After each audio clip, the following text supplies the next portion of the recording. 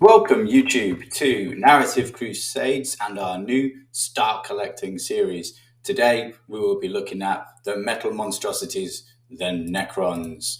Our first live campaign starts soon. Anyone can get involved. The details will be on our Discord. It will be a campaign in Segmentum Pacificus and cover the events of the Fourth Tyrannic Wars. Our Patreons will also be getting 2 combat patrols this month.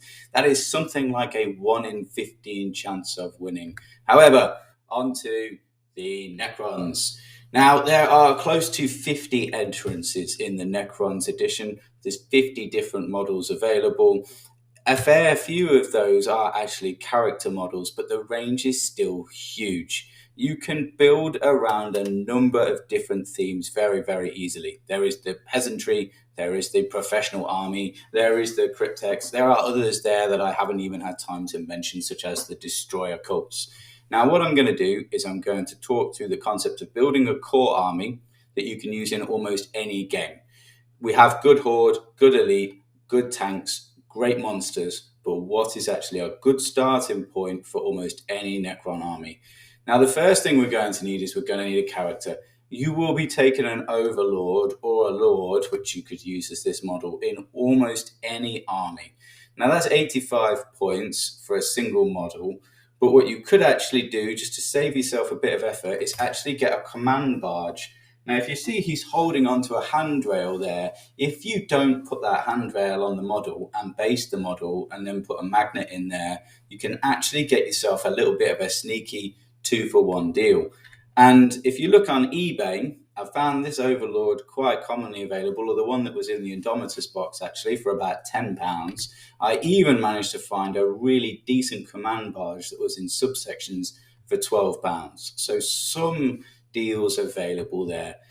Next, you are going to want either an Technomancer or a Chronomancer. If you know you're going full in on Necrons, then you're probably just going to want to pick up both.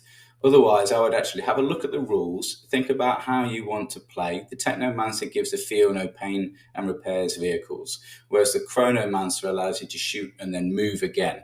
So they have slightly different game styles, slightly different plays. So have a look at your initial army and just think, what would you actually prefer? Now, we're going to use those no matter what in nearly all of the discussions that I'm about to have. So we have our Overlord, we have our character, one of the above. What's next? We're going to want some box of warriors. Now, we're going to need 2 boxes of warriors to give us 20 warriors and 6 scarabs. You can use this in practically any Necron army that you ever take. It's 240 points for 20 warriors. It's 80 points for 6 scarabs. Next, I'd suggest some immortals. 10 of those is 160 points. Immortals can be taken in squads of 5. They can be taken in squads of 10.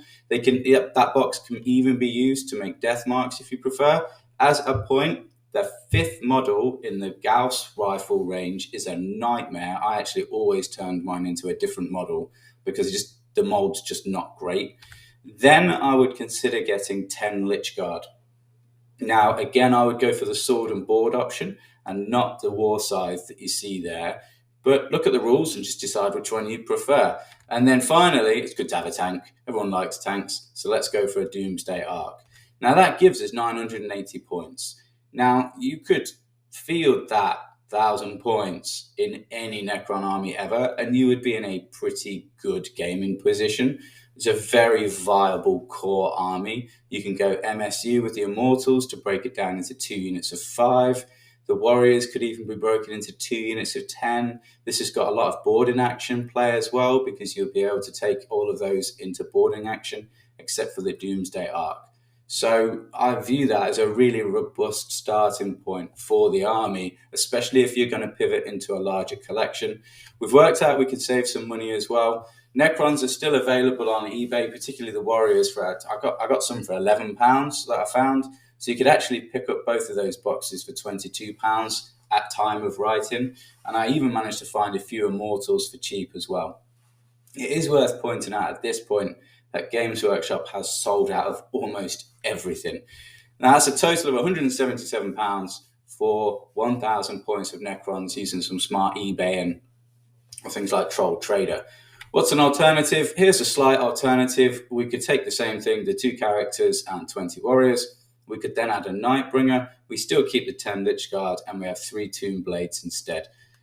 Nightbringer is a lovely model, really, really, really good on the board. The model is actually outdated, and that is worth knowing, is the fact that that's one of the older models and might get replaced in the future. I would anticipate it would get replaced in the future because it is Finecast. And if it is your first ever army, I would perhaps steer clear of that because Finecast models are renowned for being a bit of a pain in the neck. There's also the idea of taking a little bit of a crypto-focused army. So we could take 2 Doomstalkers, we could take 6 Wraiths, and we could take a Spider. And now we've turned our army into a very, very different theme, very, very easily. If you take the Technomancer, technically that does put you 10 points over. The Technomancer does fit into the army better. It does leave you slightly over points, but I'm just going to pretend that's not the case. You could just then use the Overlord as a normal Lord, and then you're at 1,000 points. This is not as strong on the board, but if we're talking about theme, it looks amazing, and you'll see later that I built an army around this theme. After that, we're going to look at expanding our army, and we might want to look at getting the Royal Court. Now, the Royal Court is absolute gold dust at the moment. That's because those 2 little models at the bottom, the Thralls, are 2 of the most useful models in the Necron army, and the only way of getting them is to buy this box. What comes in a Royal Court? You get a Skorpek Lord. He's 115 points. If you were then to get 2 units of Destroyers for another 220 points, you have a nice other little melee unit that can be useful on the board. It's fair to say that is not the most powerful at the moment, but it is still one of my favourite models, and they've been absolutely brilliant to paint. We have a Plasmancer out on the left there. He's 55 points. He goes into Immortals, particularly with the Tesla carbines, absolutely fantastically well. And he could even fit into a unit of Lich Guard very well. The Reanimator is practically an auto-take in a Necron army. Some people are taking 2, in which case you're going to want this box twice. I still prefer just to have 1. And then we have the much coveted Thralls. After you've got to this point, really I'd be looking at a nice centerpiece. And one of my favourite models has been the Monolith. It's fantastic on the board. We've made videos on it. You can go and have a look at why that's amazing. And also the Void Dragon. Now, these 2 models are absolutely amazing models. They are a little bit pricey, but they make fantastic centerpieces for your army. And you're probably around about, all in, if you've bought all of those things there, around about 1,600 points. And then you can take the army in whichever direction you fancy at that point. It is worth noting that we could take the Silent King as a centerpiece. He is also an amazing model, not so hot on the board at the moment.